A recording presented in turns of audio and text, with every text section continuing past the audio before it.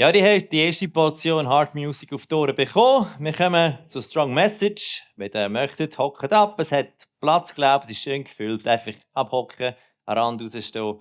Dann sehen alle etwas, was etwas will sehen und die anderen hören einfach. Das ist auch gut.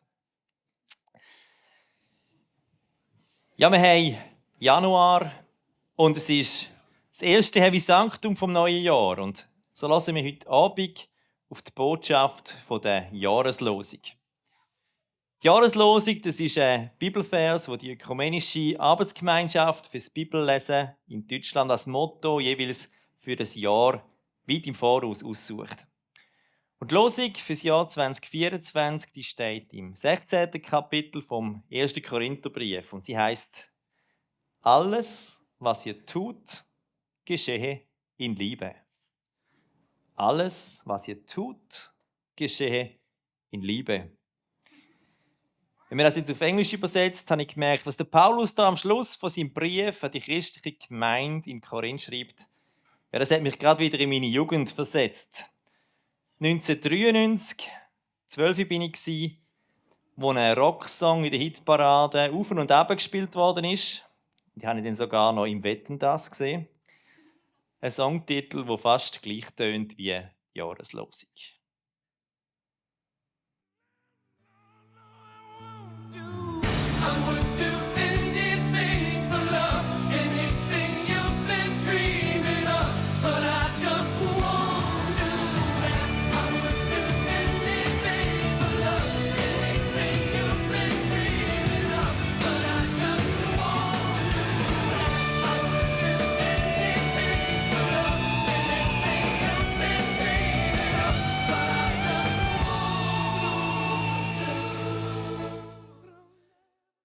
I would do anything for love. Ich würde alles für die Liebe geben. Was der Paulus den Korinther schreibt und was der Meatloaf singt, das tönt auf den ersten Blick sehr ähnlich. Aber auf den zweiten Blick ist das Bild, das gezeichnet wird, doch ein bisschen anders.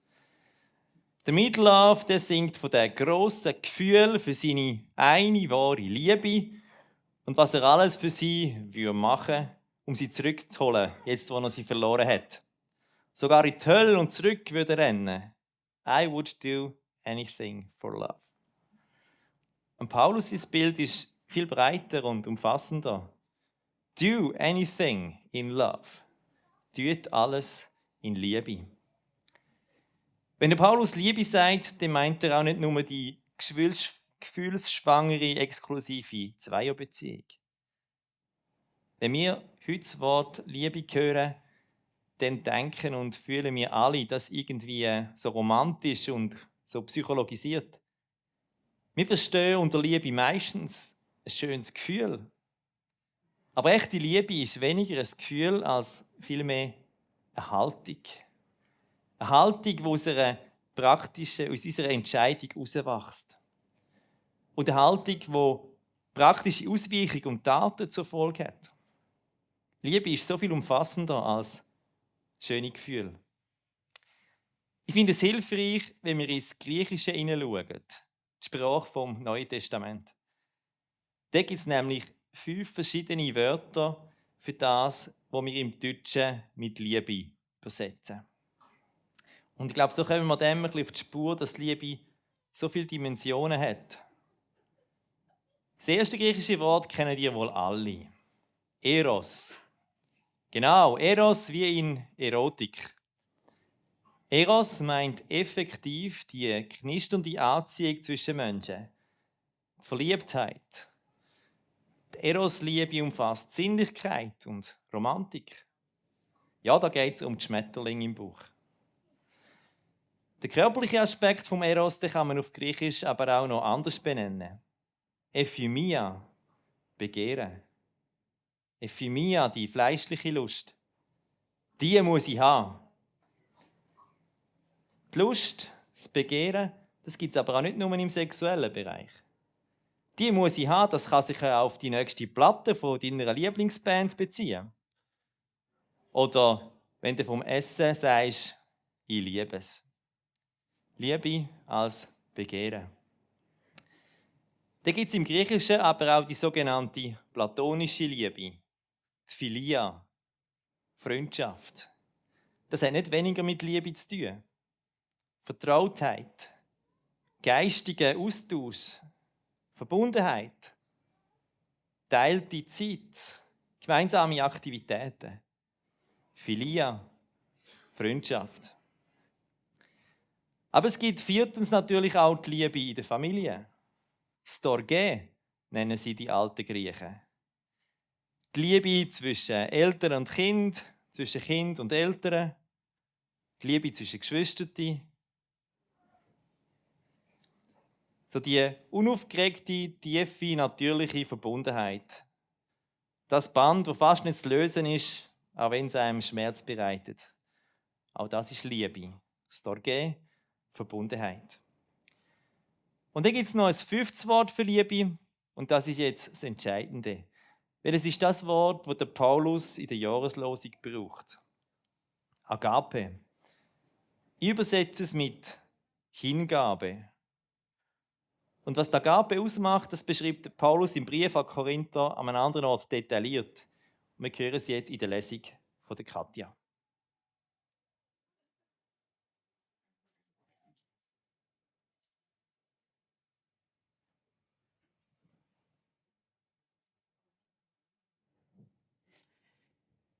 Die Agape-Liebe ist geduldig. Gütig ist sie, die Agape-Liebe. Die Agape-Liebe ereifert sich nicht. Sie prahlt nicht und spielt sich nicht auf. Sie ist nicht unverschämt. Sie sucht nicht den eigenen Vorteil. Sie ist nicht reizbar und trägt das Böse nicht nach. Sie freut sich nicht, wenn ein Unrecht geschieht. Sie freut sich aber, wenn die Wahrheit siegt. Sie erträgt alles, sie glaubt alles, sie hofft alles, sie hält allem stand. Alles, was ihr tut, geschehe in Agape, müsste man etwa sagen. Alles, was ihr tut, geschehe in Hingabe. Alles, was ihr tut. Ja, der Paulus meint eigentlich wirklich alles. Also alle Arten von Beziehungen, alle Arten von Tätigkeiten, Beruf und Hobbys. Jedes von deinen Tätigkeiten, Engagements in der Kirche, in der Metal Church, in der Metal-Szene, alles, was du machst, an der Arbeit, in der Ausbildung, in der Freizeit, alles, was ihr tut, geschehe in Hingabe.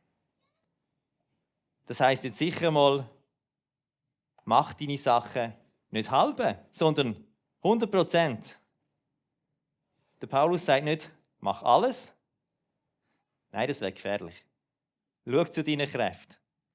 Überleg, was du machen sollst. Wähl aus. Aber alles, was du machst, mach mit Hingabe. Gib dich ganz drin. Aber alles mit Hingabe zu machen, das heisst noch viel mehr. Vielleicht wird es an einem Punkt für dich konkret, was Agape für dich meint, wenn ich die Aufzählung von Paulus voran aus der Lesung noch einmal Punkt für Punkt durchgegangen und sie entsprechend in die Jahreslosung hinein umformuliert einbauen. Alles, was ihr tut, geschehe in Hingabe. Also, alles, was du tust, geschehe in Geduld. Alles, was du tust, tue in Güte. Handle nicht aus Eifersucht. Achte auf deine Motivation. Mache deine Dinge nicht, um gut dazustehen. Verkaufe dich nicht besser, als du bist. Stelle andere nicht bloß durch das, was du tust und sagst. Tue alles, was du tust, auf eine Weise, dass es zum Wohl von allen ist.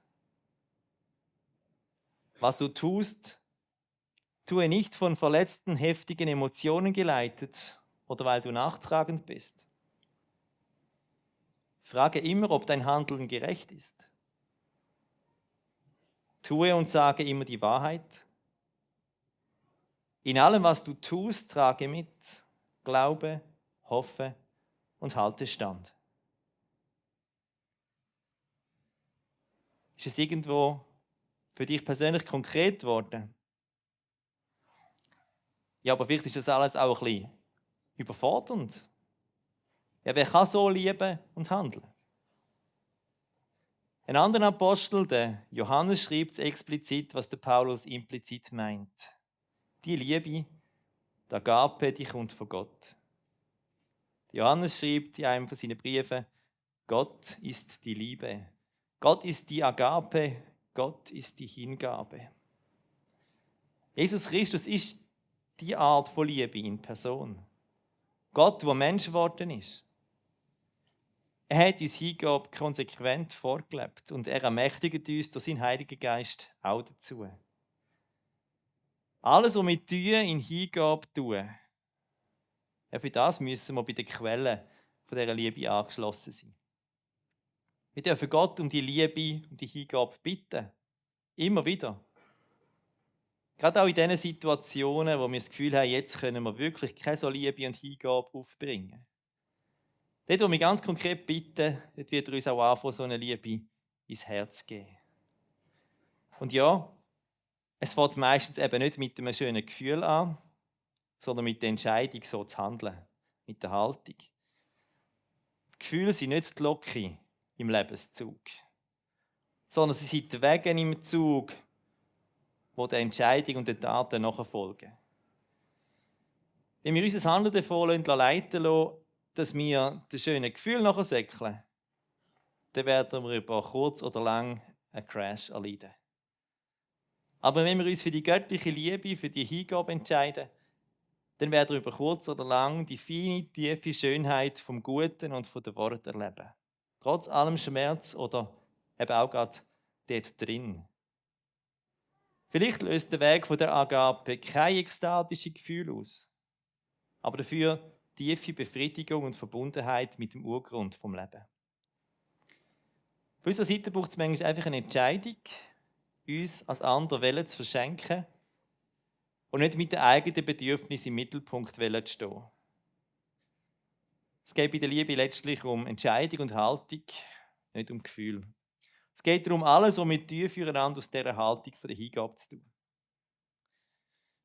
So viel mal für den Moment. Wenn dir jetzt etwas fehlt oder dich etwas irritiert oder du sonst eine Frage zum Gesagten hast, dann schreib es auf so einen Reaktionszettel oder in ein WhatsApp, dass ich gegen Schluss vom Gottesdienst darauf eingehen kann. Ja, das ist das Motto fürs neue Jahr. Alles, was ihr tut, geschehe in Hingabe. Mache nicht alles, aber in allem, was du tust, gib dich ganz hinein. Alles, was du tust, geschehe in Geduld. Alles, was du tust, tue in Güte. Handle nicht aus Eifersucht. Achte auf deine Motivation. Mache deine Dinge nicht, um gut dazustehen. Verkaufe dich nicht besser, als du bist. Stelle andere nicht bloß durch das, was du tust und sagst. Tue alles, was du tust, auf eine Weise, dass es zum Wohl von allen ist. Was du tust, tue nicht von verletzten, heftigen Emotionen geleitet oder weil du nachtragend bist. Frage immer, ob dein Handeln gerecht ist. Tue und sage immer die Wahrheit. In allem, was du tust, trage mit. Glaube, hoffe und halte stand. Ich lobe dich von Ewigkeit zu Ewigkeit. Dein Wort ist eine Lampe für meinen Fuß und ein Licht auf meinem Weg. Und Gottes Volk schreit: Amen.